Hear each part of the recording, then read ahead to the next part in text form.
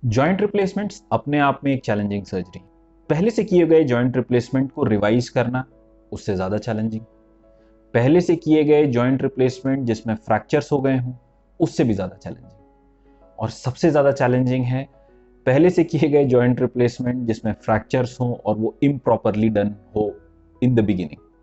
तो आइए आज हम शेयर करेंगे the most challenging and most difficult surgery possible in orthopaedics, which is revising a poorly done total hip replacement with fractures. इस surgery में हमें 5 मुख्य चैलेंज फेस करने थे। पहला था, क्योंकि सर्जरी पहले एक इम्प्रॉपर अप्रोच से की गई थी, यानी सही रास्ते से कूल्हे तक नहीं पहुंचा गया था, तो हमें अब ऐसा रास्ता चूज करना था जो हमें सर्जरी पूरी तरह से अच्छे से करने दे और पहले गलत अप्रोच से पहुंचे गए रास्ते को भी अकोमोडेट करे, यानी नर्व्स और वेसल्स को डैमेज बिना पहुंचाए हम अपनी सर्जरी कर सकें और पुरानी की गई सर्जरी से हुए डैमेज से भी हम बचें। वक्त के साथ मरीज का पैर छोटा होने लगा था क्योंकि इम्प्लांट ऊपर चढ़ने लगे था। आप अपने स्क्रीन पे एक्सरेज देख के ये समझ पा रहे होंगे कि किस तरह से उसका फीमर यानी कि जांग की हड्डी कूल्हे के ऊपर चढ़ने लगी है। इसकी वजह से इनकी हाइट छोटी हो गई थी एक पैर की, उसको भी हमको करेक्ट करना था। तीसरा प्रॉब्लम, उनको एसिटाबुलम यानी कूल्हे की तरफ भी फ्रैक्चर था और फीमर यानी जांग की हड्डी की तरफ भी फ्रैक्चर था। तो इन तीसरे और चौथे प्रॉब्लम्स को भी हमको एड्रेस करना था। And finally, most importantly and probably the most important challenge was a stuck implant. अब मैं आपको डेमोन्स्ट्रेट करूंगा कि हमने कैसे एक एक प्रॉब्लम को एड्रेस किया। अभी आप अपने सामने पेल्विक बोन का मॉडल देख रहे हैं। पेशेंट एक तरफ को लेटा हुआ है, एक साइड डाउन है और जिस तरफ सर्जरी उसके हुई थी वो साइड अप है। ये एग्जैक्टली वही इम्प्लांट है जो मरीज के अंदर से निकाला गया था। ये इकट्ठा रहता है, इसे हम मॉड्यूलर बाइपोलर कहते हैं, और ये एक साथ जुड़ा हुआ रहता है। ये एक साथ जुड़ करके इस तरह से मरीज के कूल्हे में जॉइंट बनाता है।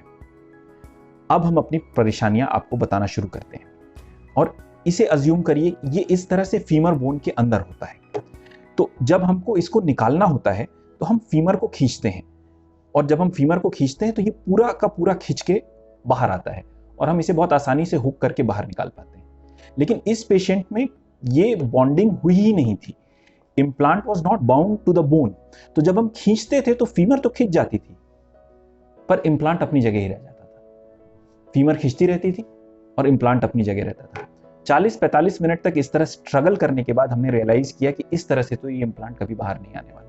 या तो अब हमको फीमर को स्प्लिट करना पड़ेगा, यानी इसको काटना पड़ेगा और इम्प्लांट को बाहर डिलीवर करना पड़ेगा, या कुछ और सोचना पड़ेगा। Out of box problems demand out of box solutions. हमने क्या करना शुरू किया कि यहां पे जो UHWMPE ultra high molecular weight polyethylene होता है उसके कॉर्नर्स को ड्रिल करना शुरू किया एक पतले तार से।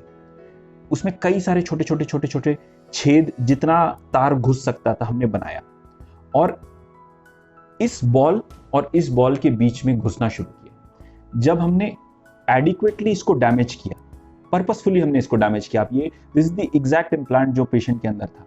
और आप देख सकते हैं कि किस तरह से हमने तारों से इसको कुरेद के डैमेज किया और फिर अपने एक इंस्ट्रूमेंट को अंदर घुसने भर की जगह बनाई। जैसे ही हम अंदर घुस पाए तो इस हिस्से को हमने छोड़ दिया और इस हिस्से को हमने बाहर डिलीवर किया। First part of the problem was solve. इसको बाहर निकालने के बाद फिर हमने इसको अलग से डिलीवर किया, तो फर्स्ट प्रॉब्लम वाज सॉल्व। फिर हमने यहां पे सीक्वेंशियल रीमिंग करते हैं, यानी इसको अब तैयार करना शुरू किया अपनी मेन सर्जरी के लिए। लेकिन हमने रियलाइज किया कि वक्त के साथ, क्योंकि ये नॉट वेल डन था, ये क्योंकि ये फीमर के अंदर प्रॉपरली फिट नहीं था, ये लगातार एस्टाबुलम को जाके रैम करता रहा और रगड़ता रहा, इसने एस्टाबुलम को बहुत कमजोर कर दिया था। Virtually all of this was about to get fractured. जैसे ही हमने हिप रिप्लेसमेंट के रीमर्स अंदर घुसा के इसको प्रिपेयर करने की तैयारी की कि हम इसको रेडी करेंगे, हमने रियलाइज किया ये तो फ्रैक्चर होना शुरू हो रहा है। फिर हमने अपनी अप्रोच को चेंज किया और पूरे एस्टाबुलम पे एक लार्ज प्लेट लगाई स्क्रूज के साथ। इसको मोल्ड किया गया इसके शेप में और एस्टाबुलम को रीइंफोर्स किया गया प्लेट और स्क्रू के साथ। अब जब एस्टाबुलम का रिम तैयार हो गया, हमने एस्टाबुलम को रीम किया और सीमेंट किया। अगला चैलेंज ये था कि ये इम्प्लांट क्योंकि ये लूज था, इसके अंदर टोटली मूव करता था, इसने फीमर को भी फ्रैक्चर कर दिया था। फीमर बोन जिसके अंदर ये कंटेंट था उसके अंदर भी इसने फ्रैक्चर्स कर दिए थे। अगर आप ये रेड मार्क्स देख पा रहे होंगे हमारे इस मॉडल पे, तो ये रेड मार्क्स आप अज्यूम करिए कि फ्रैक्चर है। यहां से इस इम्प्लांट ने तोड़ करके इस तरह से कुछ बाहर आया हुआ था, तो फीमर भी फ्रैक्चर्ड थी। अब हमको जो नया इम्प्लांट डालना था, हम फ्रैक्चर्ड फीमर में नहीं डाल सकते थे, तो हमने फीमर को रिपेयर करने के लिए नीचे जाकर के इस तरह के केबल्स डाले। इस तरह के 2 केबल्स डाल करके, जैसे कि आप देख सकते हैं, इस तरह के केबल्स डाल करके हमने फीमर को सिक्योर किया। और फाइनली हमने एक हाइब्रिड हिप सेटअप किया, अर्थात एक बहुत ही कमजोर एस्टेबुलम में हमने अनसीमेंटेड के बजाय सीमेंटेड जाने का चॉइस लिया, क्योंकि अनसीमेंटेड को बेयर करने की इसकी कैपेसिटी नहीं थी, और क्योंकि ये यंग पेशेंट है और फीमर का बोन मास हमको ठीक लगा और हमने उसको रिपेयर कर दिया था अपने केबल्स के साथ, तो हमने फीमर में अनसीमेंटेड फीमर डाली।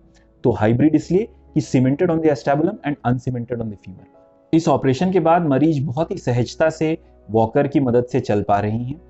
अभी उनको करीब करीब 2 महीने इंतजार करना पड़ेगा पूरी तरह से अनएडेड वॉकिंग करने के लिए, not because of the hip replacement, पर क्योंकि उनको एस्टेबुलम में भी फ्रैक्चर है और फीमर में भी फ्रैक्चर है, और फ्रैक्चर्स को हील होने में 1.5 से 2 महीने का टाइम लगता है।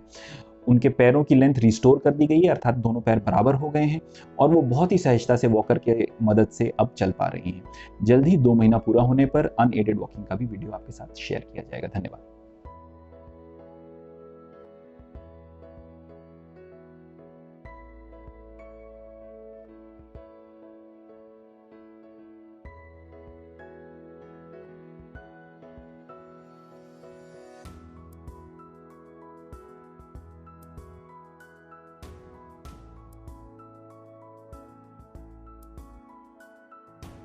रायपुर का हेल्थ कैपिटल हॉराइजन हॉस्पिटल।